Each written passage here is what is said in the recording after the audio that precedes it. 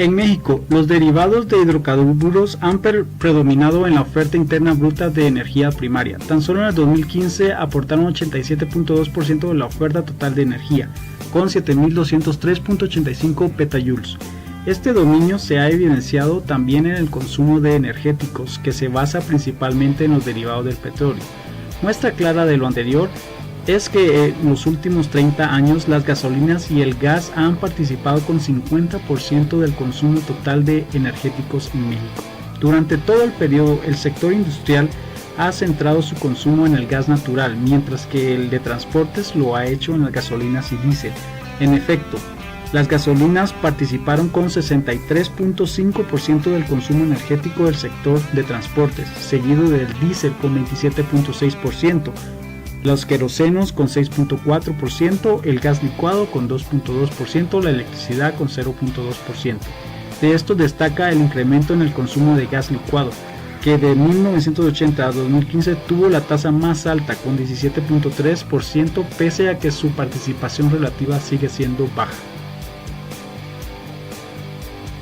Excluido el energético, los sectores que consumieron el mayor volumen de energía en el 2015 son el de transportes, con 46.4%, la industria con 31.4%, el residencial, público y comercial con 18.7% y el agropecuario con 3.5%.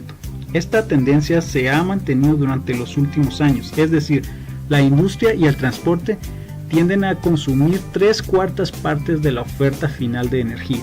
Respecto al consumo de combustibles y lubricantes medidos en el valor monetario, destacan subsectores como el transporte, de sustancias químicas y de productos alimenticios. En México, las emisiones totales de gases de efecto de invernadero en el 2013, sin incluir las absorciones por la permanencia del sector uso del suelo, cambio de uso del suelo y silvicultura, fueron de 665.304.92 gigagramos de CO2. Las emisiones netas, al incluir las absorciones por permanencia, fueron de 492.307.31 gigagramos de CO2. Los sectores de inventarios son generación eléctrica, petróleo y gas, fuentes móviles de transporte, industria, agropecuario, uso del suelo, cambio de uso del suelo y silvicultura, residuos residenciales y comerciales.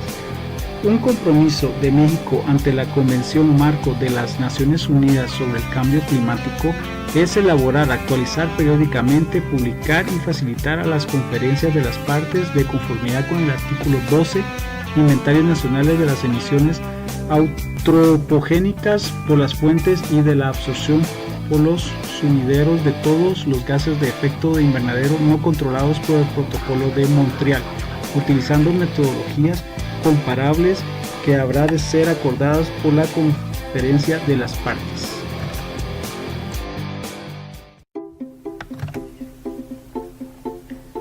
En el sector de transporte se reportan las emisiones generadas por la combustión interna de los automotores con motor ciclo Otto y diésel, así como por la combustión interna de los vehículos correspondiente a los sectores de aviación, ferroviario, marítimo, de la construcción y agrícola. En el 2013, las emisiones de las fuentes móviles de autotransporte fueron de 174.156.53 gigagramos de CO2, contribuyendo con el 26.2% en las emisiones totales a nivel nacional. En el sector industrial, se reportan las emisiones por el uso de combustibles fósiles, las emisiones de gases de efecto de invernadero de algunos procesos industriales que las generan a partir de la transformación de materias primas mediante procesos químicos y físicos, y emisiones fugitivas por el minado y manejo de carbón. Entre los subsectores que generan más emisiones en el sector industrial se encuentran los de cemento, siderurgia y química. Se estima las emisiones de CO2, CH4 y N2O por la quema de combustibles en las diferentes industrias, y las de CO2, CH4, N2O, hidrofluorocarbonos y hexafluoro de azufre por procesos industriales. Para el 2013 las emisiones de la industria fueron de 114.949.19 gigagramos de CO2, que contribuyen con 17.3% de las emisiones a nivel nacional. Para los sectores residencial y comercial se reportan las emisiones de CO2, CH4 y N2O por el consumo de gas natural, gas licuado, de petróleo, queroseno, diésel y leña. En el 2013, las emisiones del sector residencial y comercial fueron de 25.639.35 gigagramos de CO2 y contribuyeron con 3.9% de las emisiones totales de gases de efecto de invernadero a nivel nacional. En el sector agropecuario se reportan las emisiones de CH4, N2O de las actividades pecuarias, fermentación estérica del ganado y manejo de estiércol, así como las de la actividad agrícola, manejo de suelos, cultivo de arroz y quema en el campo de residuos de cosechas. También se incluyen las emisiones de CO2, CH4 y N2O por el uso de combustibles con fines energéticos utilizados principalmente en el sistema de riego. Las emisiones del sector agropecuario fueron de 80.169 gigagramos de CO2, el cual contribuyó con 12% de las emisiones de gases de efecto de invernadero a nivel nacional. México es el segundo importador de gasolina en el mundo, con un costo para el 2015 de $12.500 millones, que supuso importar 571.600 barriles al día, 426.600 de gasolina y 146.000 de diésel, según Pemex. El país importa 50% del total de la gasolina que consume. En los primeros 8 meses del 2016 se importaron 470.000 barriles diarios, 305.000 de gasolina y 165.000 de diésel. Para el 2017 se estima que la importación supera los 616.200 barriles diarios entre gasolina y diésel. Va a ser la más alta registrada en la historia y por lo menos 10.2 mayor a la importación prevista para el 2016. A pesar de que México se ubica entre los grandes exportadores de petróleo, es un importador neto de gasolina y diésel. Esto porque no tiene la capacidad de refinación para satisfacer la demanda interna y no cuenta con las instalaciones para procesar los crudos pesados que produce el país. En un contexto de transición entre las tradicionales y aún predominantes energías no renovables y las nuevas fuentes, los biocombustibles han logrado un desarrollo significativo. Como recursos renovables, constituyen una gran alternativa al agotamiento gradual de las energías fósiles como es el gas y el petróleo, y específicamente en México sería una gran alternativa para depender menos de las importaciones de gasolina y diésel. Además, los biocombustibles proporcionan una fuente de energía inagotable, se sustentan en el reciclaje y dan como resultado el desarrollo de productos como el etanol y el biodiesel. Estas formas de energía reducen de forma significativa en un 12% en el caso del etanol y del 41% en el biodiesel las emisiones de gases que provocan el efecto de invernadero, lo cual beneficia sobremanera el medio ambiente. Sucede que el biodiesel y el bioetanol, por ejemplo, pueden sustituir a la nafta como ya se hace en Brasil con el alcohol de caña o por ende dejar de lado los aditivos que generan contaminación ambiental. Igualmente el biodiesel puede ser utilizado puro o mezclado con diésel de petróleo en diferentes concentraciones. Por ejemplo, el B20 significa que una mezcla con 20% de biodiesel y 80% de diésel de petróleo y es la mezcla más utilizada en nuestros días. Pero además, los biocombustibles ayudan a optimizar el aprovechamiento de tierras con escasos potenciales agrícolas y que suelen ser dejadas de lado ante la escasa rentabilidad que reportan a los cultivos tradicionales.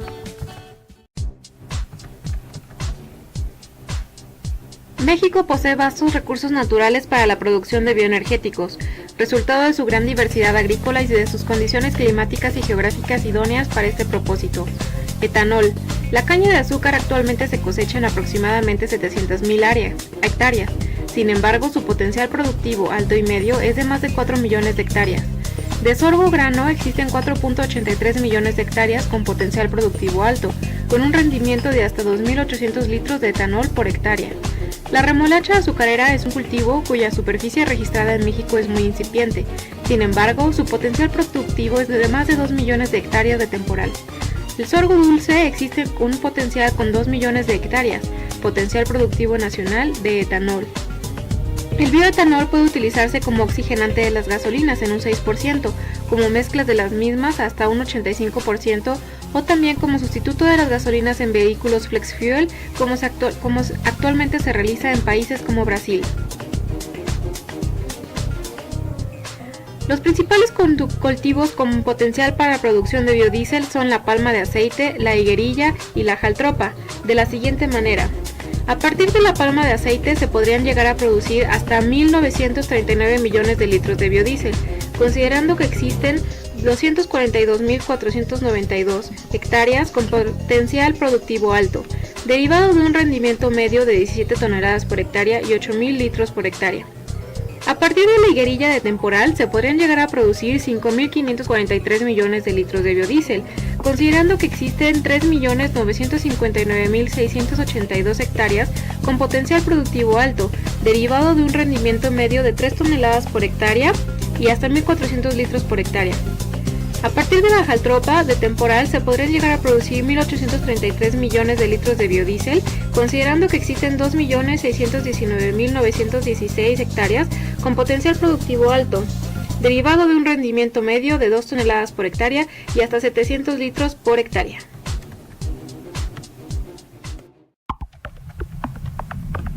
Los impactos de la producción de etanol, incorporándolos en la matriz energética del sector agropecuario. A continuación se presentará un caso de estudio en el cual se mencionarán los impactos de introducir el etanol en el sector agropecuario. Para este estudio se consideró un volumen total de etanol en millones de litros por año de 812. Para poder producir esta cantidad de etanol se requiere una superficie en hectáreas de 95.529 hectáreas. Esto implica una inversión en plantas requeridas de 10.207 millones de pesos, al igual que una inversión en el campo de 2.866 millones de pesos. Esta introducción generaría empleos permanentes de hasta 21.229 y debido a esta introducción se generarían ventas de etanol estimadas en 75.678 millones de pesos. Como se observa en este estudio, la introducción del etanol dentro del sector agropecuario genera un negocio extremadamente rentable. Las consideraciones utilizadas para realizar este estudio fueron: se consideró una demanda de etanol al 6% de oxigenación de 812.000 litros por año. El rendimiento del campo de caña de azúcar es de 100 toneladas por hectárea y el rendimiento de etanol de la caña de azúcar fue de 85 litros por tonelada. El costo de paquete tecnológico de la caña de azúcar necesario está estimado en 30.000 pesos por hectárea, mientras que el costo de una planta de etanol de 200 millones de litros se estimó en 2.514 millones de pesos.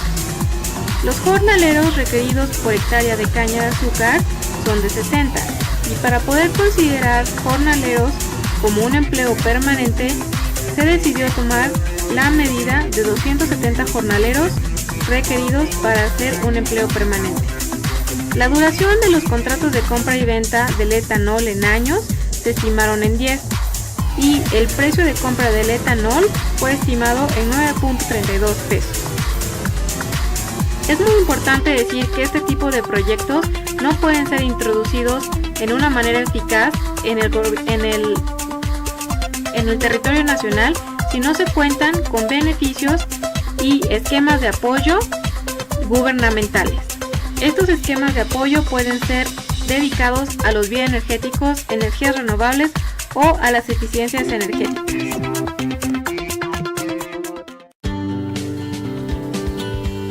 ¿Cómo se puede fomentar la producción de combustibles alternos o biocombustibles?